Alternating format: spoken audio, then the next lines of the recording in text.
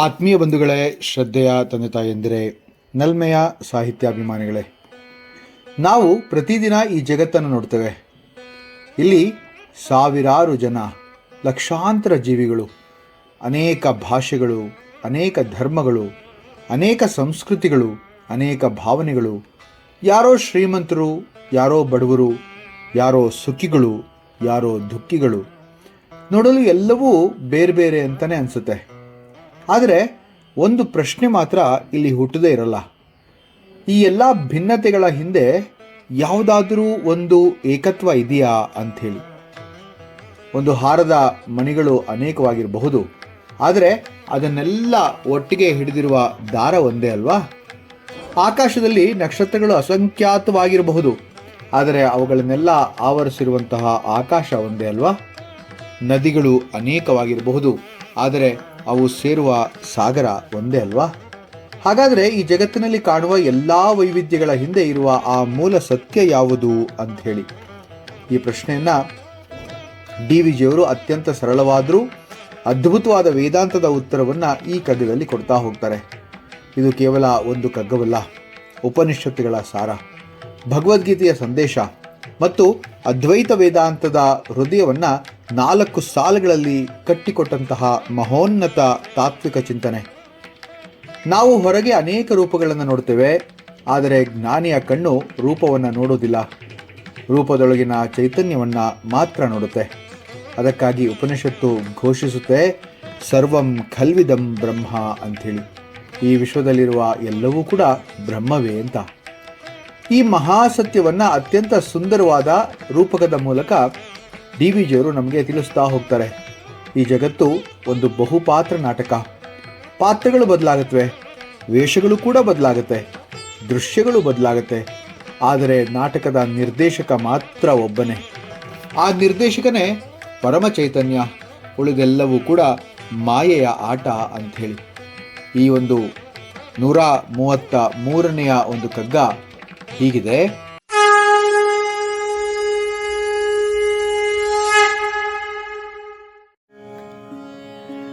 ಬಹಿರಂತರಗಳೊಂದು ಭೂತ ಭವ್ಯಗಳೊಂದು ಇಹ ಪರಂಗಳು ಮುಂದು ಚೈತನ್ಯವೊಂದು ಬಹುಪಾತ್ರ ನಾಟಕದಿ ಮಾಯ ಶತವೇಷಗಳ ವಹಿಸಲೀವಳು ಪತಿಗೆ ಮಂಕುತಿಮ್ಮ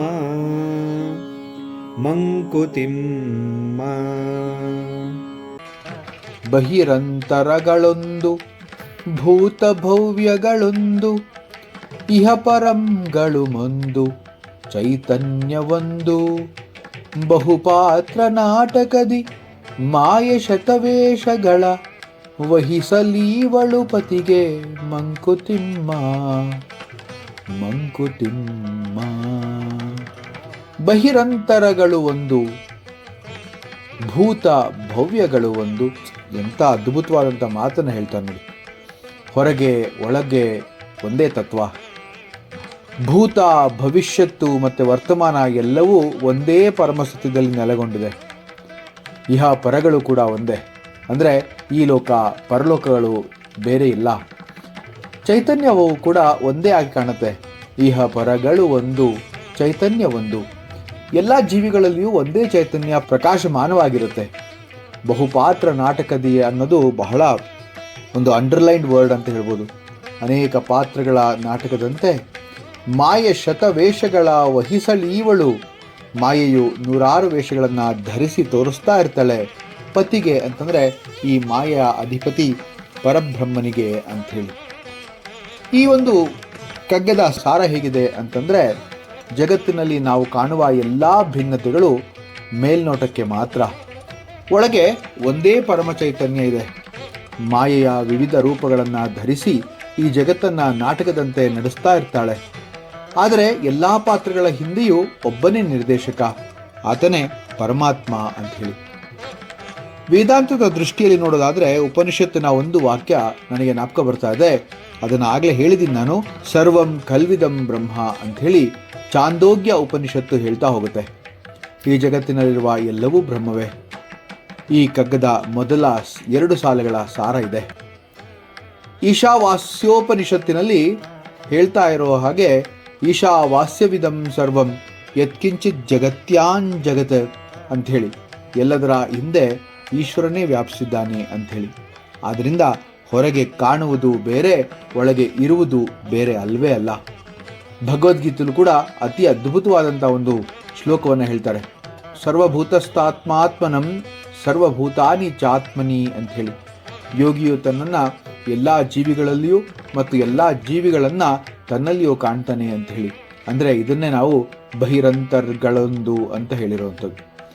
ಮಾಯೆಯ ನಾಟಕವನ್ನು ನೋಡಿದ್ರೆ ಡಿ ವಿ ಜಿಯವರು ಒಂದು ಅದ್ಭುತವಾದಂಥ ರೂಪಕವನ್ನೇ ಇಲ್ಲಿ ಕಟ್ಕೊಡ್ತಾರೆ. ಜೀವನ ಅನ್ನೋದು ಒಂದು ನಾಟಕ. ವೇದಿಕೆ ಅಂದರೆ ಜಗತ್ತು, ನಿರ್ದೇಶಕ ಆ ಪರಮಾತ್ಮ, ನಟಿ ಅಂದರೆ ಮಾಯೆ, ನಾವುಗಳು ಪಾತ್ರಗಳು. ಈ ಒಂದು ಭಗವದ್ಗೀತೆಯಲ್ಲಿ ಇನ್ನೊಂದು ಶ್ಲೋಕವನ್ನು ಹೇಳ್ತಾರೆ.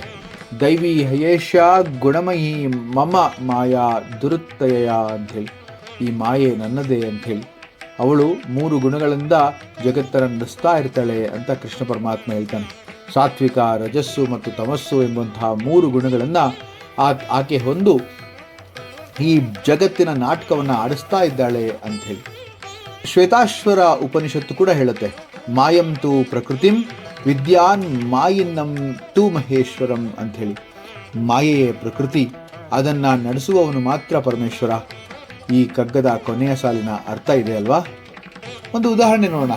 ಒಬ್ಬ ನಟ ಒಬ್ಬ ರಾಜನಾಗ್ತಾನೆ, ಒಮ್ಮೆ ಭಿಕ್ಷುಕನಾಗ್ತಾನೆ, ಒಮ್ಮೆ ಗುರು ಆಗ್ತಾನೆ, ಒಬ್ಬ ಕಳ್ಳ ಆಗ್ತಾನೆ. ಪಾತ್ರ ಏನೋ ಬದಲಾಗ್ತಾ ಹೋಗುತ್ತೆ, ಆದರೆ ನಟ ಬದಲಾಗಲ್ಲ ಅಲ್ವಾ? ಹಾಗೆ ಜನನ, ಬಾಲ್ಯ, ಯೌವನ, ವೃದ್ಧಾಪ್ಯ, ಮರಣ ಇವುಗಳೆಲ್ಲ ಪಾತ್ರಗಳೇ, ಒಳಗಿನ ಆತ್ಮ ಮಾತ್ರ ಒಂದೇ. ಒಂದು ಮನೆಯಲ್ಲಿ ಬಲ್ಬ್ ಇದೆ, ಫ್ಯಾನ್ ಇದೆ, ಟಿ ವಿ ಇದೆ, ಫ್ರಿಡ್ಜ್ ಇದೆ, ಎಲ್ಲವೂ ಬೇರೆ ಬೇರೆ. ಆದರೆ ಅದನ್ನು ನಡೆಸೋದಕ್ಕೆ ಹರಿತಾ ಇರುವಂತಹ ವಿದ್ಯುತ್ ಮಾತ್ರ ಒಂದೇ. ಮನುಷ್ಯ, ಪ್ರಾಣಿ, ಮರ, ಪಕ್ಷಿ ಜಗತ್ತಿನಲ್ಲಿ ಈ ರೂಪಗಳು ಬಹಳ ಬೇರೆ ಬೇರೆ, ಆದರೆ ಇದನ್ನು ನಡೆಸ್ತಾ ಇರುವಂತಹ ಚೈತನ್ಯ ಮಾತ್ರ ಒಂದೇ. ಸಾವಿರಾರು ಅಲೆಗಳು, ಪ್ರತಿ ಅಲೆಯೂ ಬೇರೆ, ಆದರೆ ಎಲ್ಲವೂ ನೀರೇ. ಹಾಗೆ ನಾವು ಸಾವಿರಾರು ಜೀವಿಗಳಂತೆ ಕಾಣುತ್ತೇವೆ, ಆದರೆ ಆತ್ಮ ಮಾತ್ರ ಒಂದೇ. ಒಂದು ಚಿನ್ನದಿಂದ ಉಂಗುರ, ಬಳೆ, ಹಾರ, ಕಿವಿಯೊಲೆ ಮಾಡ್ತಾರೆ. ರೂಪಗಳು ಮಾತ್ರ ಬೇರೆ, ಆದರೆ ಮೂಲ ವಸ್ತು ಚಿನ್ನ ಒಂದೇ. ಹಾಗೆಯೇ ಜೀವಿಗಳು ಅನೇಕ, ಪರಮಾತ್ಮ ಒಬ್ಬನೇ ಅಂಥೇಳಿ. ಈ ಒಂದು ಕಾಲದ ರಹಸ್ಯವನ್ನು ಈ ಕಗ್ಗ ಹೇಳ್ತಾ ಹೋಗುತ್ತೆ. ಭೂತ ಭವ್ಯಗಳೊಂದು ಅಂತ ಹೇಳಿದಾಗ ನಮಗೆ ನಿನ್ನೆ, ಇಂದು, ನಾಳೆ ಎಂಬ ಭೇದ, ಆದರೆ ಭಗವಂತನಿಗೆ ಎಲ್ಲವೂ ಕೂಡ ವರ್ತಮಾನ ಅಂಥೇಳಿ. ಅಕ್ಷಯ ಕಾಲೋಸ್ಮಿ ಅಂತ ಗೀತೆಯಲ್ಲಿ ಹೇಳಲ್ವಾ? ಅದೇ ನಾನೇ ಕಾಲ ಅಂಥೇಳಿ. ಕಾಲೋಸ್ಮಿ ಅಂದಾಗ ನಾನೇ ಕಾಲದ ರೂಪ ಅಂತ ಭಗವಂತ ಹೇಳ್ತಾ ಇದ್ದಾನೆ. ಇಹ ಮತ್ತು ಪರ ಅಂದಾಗ ನಾವು ಇಹಲೋಕ ಪರಲೋಕ ಅಂತ ವಿಭಜಿಸ್ತೇವೆ, ಆದರೆ ಚೈತನ್ಯದ ದೃಷ್ಟಿಯಿಂದ ಎರಡೂ ಒಂದೇ ಅಲ್ವಾ? ನ ಜಾಯತೆ ಮ್ರಿಯತೆ ವಾ ಕದಾಚಿತ್ ಅಂದರೆ ಆತ್ಮನಿಗೆ ಜನನವಿಲ್ಲ, ಮರಣವಿಲ್ಲ. ಹೀಗಾಗಿ ಇಹ ಪರ ಎಂಬುದು ದೇಹದ ಮಟ್ಟದಲ್ಲಿ ಮಾತ್ರ ಅಂಥೇಳಿ. ಶಂಕರಾಚಾರ್ಯರ ವಾಕ್ಯ ಬಹಳ ಅದ್ಭುತ ಅಂತ ಅನ್ಸುತ್ತೆ. ಅಹಂ ಬ್ರಹ್ಮಾಸ್ಮಿ ಅನ್ನೋದು ಅಂತಹದ್ರಲ್ಲಿ ಬ್ರಹ್ಮ ಸತ್ಯಂ ಜಗತ್ಮಿತ್ಯಂ ಜೀವೋ ಬ್ರಹ್ಮಮೈವ ನಾಪರಹ ಅಂಥೇಳಿ. ಬ್ರಹ್ಮವೇ ಸತ್ಯ, ಜಗತ್ತು ಮಾಯೆಯ ಅಭಿವ್ಯಕ್ತಿ, ಜೀವನೇ ಬ್ರಹ್ಮ ಅಂಥೇಳಿ. ಶ್ರೀರಾಮಕೃಷ್ಣ ಪರಮಹಂಸರ ಒಂದು ಸುಂದರವಾದ ಕತೆ ನನಗೆ ಇಲ್ಲಿ ಜ್ಞಾಪಕ ಬರ್ತಾ ಇದೆ. ಒಬ್ಬ ವ್ಯಕ್ತಿ ದೇವಸ್ಥಾನಕ್ಕೆ ಹೋಗಿ ಕೇಳ್ಕೊಳ್ತಾನಂತೆ, ದೇವರಿಲ್ಲಿದ್ದಾರೆ ಅಂತ. ಶ್ರೀರಾಮಕೃಷ್ಣರು ಒಂದು ಮೇಣದ ಬತ್ತಿಯನ್ನು ತೋರಿಸಿ ಹೇಳ್ತಾರೆ, ಈ ಬೆಳಕು ಎಲ್ಲೆಡೆ ಹರಡಿದೆಯಲ್ಲ, ಹಾಗೆ ದೇವರು ಎಲ್ಲ ಕಡೆ ಇದ್ದಾರೆ ಅಂತ. ನಾವು ಗೋಡೆ ನೋಡ್ತೇವೆ, ಮರ ನೋಡ್ತೇವೆ, ಮನುಷ್ಯ ನೋಡ್ತೇವೆ, ಆದರೆ ಜ್ಞಾನಿ ಅದರೊಳಗಿನ ದೇವರನ್ನು ನೋಡ್ತಾನೆ. ಒಂದು ಶಾಲೆಯಲ್ಲಿ ಪ್ರಾಂಶುಪಾಲರು, ಶಿಕ್ಷಕರು, ವಿದ್ಯಾರ್ಥಿಗಳು, ಕಾವಲುಗಾರರು, ಸಿಬ್ಬಂದಿ ಎಲ್ಲರೂ ಇದ್ದಾರೆ. ಅವರ ಪಾತ್ರಗಳು ಬೇರೆ ಬೇರೆ, ಆದರೆ ಸಂಸ್ಥೆ ಒಂದೇ. ಹಾಗೆಯೇ ಜಗತ್ತಿನಲ್ಲಿ ಪಾತ್ರಗಳು ಅನೇಕ, ನಿರ್ದೇಶಕ ಒಬ್ಬನೇ. ಒಂದು ಪರದೆಯ ಮೇಲೆ ಯುದ್ಧ, ಮದುವೆ, ದುಃಖ, ಸಂತೋಷ, ಮಳೆ, ಬೆಂಕಿ ಎಲ್ಲವೂ ಕಾಣುತ್ತೆ, ಆದರೆ ಪರದೆ ಸುಡೋದಿಲ್ಲ ಅಲ್ವಾ? ಒದ್ದೆ ಆಗೋದಿಲ್ಲ ಅಲ್ವಾ? ಬದಲಾಗೋದಿಲ್ಲ ಅಲ್ವಾ? ಹಾಗೆಯೇ ಆತ್ಮ ಅಂಥೇಳಿ. ಎಂಥ ಅದ್ಭುತವಾದಂಥ ಮಾತನ್ನು ಇಲ್ಲಿ ಡಿ ವಿ ಜಿಯವರು ಹೇಳ್ತಾ ಇದ್ದಾರೆ. ಮನುಷ್ಯನು ನಾನು, ನನ್ನದು, ಅವನು, ಇವರು ಅಂಥೇಳಿ ವಿಭಜನೆಯನ್ನು ಮಾಡ್ತಾನೆ, ಆದರೆ ಜ್ಞಾನಿ ಎಲ್ಲವೂ ಒಂದೇ ಚೈತನ್ಯ ಅಂಥೇಳಿ ಅನುಭವಿಸ್ತಾನೆ. ಅದಕ್ಕಾಗಿಯೇ ಉಪನಿಷತ್ತುಗಳು ಮಹಾಕಾವ್ಯಗಳನ್ನು ಘೋಷಿಸುತ್ತೆ ಅಂತ ಹೇಳೋದು. ಅಹಂ ಬ್ರಹ್ಮಾಸ್ಮಿ ತತ್ವಮಸಿ ಅಯಮಾತ್ಮ ಬ್ರಹ್ಮ ಪ್ರಜ್ಞಾಂ ಬ್ರಹ್ಮ, ಈ 4 ಮಹಾವಾಕ್ಯಗಳ ಸಾರವೇ ಈ ಕಗ್ಗದಲ್ಲಿ ಪ್ರತಿಧ್ವನಿಸ್ತಾ ಇದೆ ಅಂತಂದರೆ ತಪ್ಪಾಗಲ್ಲ. ಡಿ ವಿ ಜಿಯವರು ನಮಗೊಂದು ಇಲ್ಲಿ ಜೀವನದ ಪಾಠವನ್ನೇ ಕಟ್ಕೊಡ್ತಾರೆ. ಈ ಕಗ್ಗ ನಮ್ಗೆ ಅದನ್ನು ಹೇಳ್ತಾ ಹೋಗುತ್ತೆ. ಈ ಕಗ್ಗ ನಮಗೆ 5 ಅಮೂಲ್ಯ ಪಾಠಗಳನ್ನು ಕಲಿಸುತ್ತೆ. ಹೊರಗಿನ ಭಿನ್ನತೆಗಳಿಗೆ ಮರಳಾಗೋದು ಬೇಡ, ಒಳಗಿನ ಏಕತ್ವವನ್ನು ಕಾಣಲು ಪ್ರಯತ್ನಿಸೋಣ ಅಂತ. ಜಾತಿ, ಧರ್ಮ, ಹುದ್ದೆ, ಸಂಪತ್ತು ಇವೆಲ್ಲ ಪಾತ್ರಗಳು, ಆದರೆ ಚೈತನ್ಯ ಮಾತ್ರ ಒಂದೇ. ಸುಖ, ದುಃಖ, ಲಾಭ, ನಷ್ಟಗಳೆಲ್ಲ ಜೀವನ ನಾಟಕದ ದೃಶ್ಯಗಳು. ಶಾಶ್ವತವಾದದ್ದು ಆತ್ಮ ಮಾತ್ರ. ಮಾಯೆಯ ವೇಷಗಳಿಗೆ ಸಿಕ್ಕಿಕೊಳ್ಳದೆ ಅವುಗಳ ಹಿಂದಿರುವಂತಹ ಪರಮಸತ್ಯವನ್ನು ಅರಿಯಲು ಸಾಧನೆಯನ್ನು ಮಾಡಬೇಕು ಅಂತ ಹೇಳ್ತಾ ಇದ್ದಾರೆ. ಎಲ್ಲ ಜೀವಿಗಳಲ್ಲೂ ಪರಮಾತ್ಮನನ್ನು ಕಂಡಾಗ ಕರುಣೆ, ಸಮತ್ವ ಮತ್ತು ವಿನಯ ಸಹಜವಾಗಿ ಬೆಳೀತಾ ಹೋಗುತ್ತೆ. ಹಾಗೆ ಬೆಳೀತಾ ಹೋದ್ರೇ ಜೀವನ ಸಾರ್ಥಕ ಅಲ್ವಾ? ಈ ಒಂದು 133ನೇ ಕಗ್ಗ ಎಷ್ಟು ಸುಂದರವಾಗಿ ತಾತ್ವಿಕ ಅಭಿವ್ಯಕ್ತಿಯನ್ನು ಕೊಡ್ತಾ ಹೋಗ್ತಾ ಇದೆ ನೋಡಿ. ಬಹಿರಂತರಗಳೊಂದು, ಭೂತ ಭವ್ಯಗಳೊಂದು, ಇಹ ಪರಂಗಳು ಒಂದು, ಚೈತನ್ಯ ಒಂದು.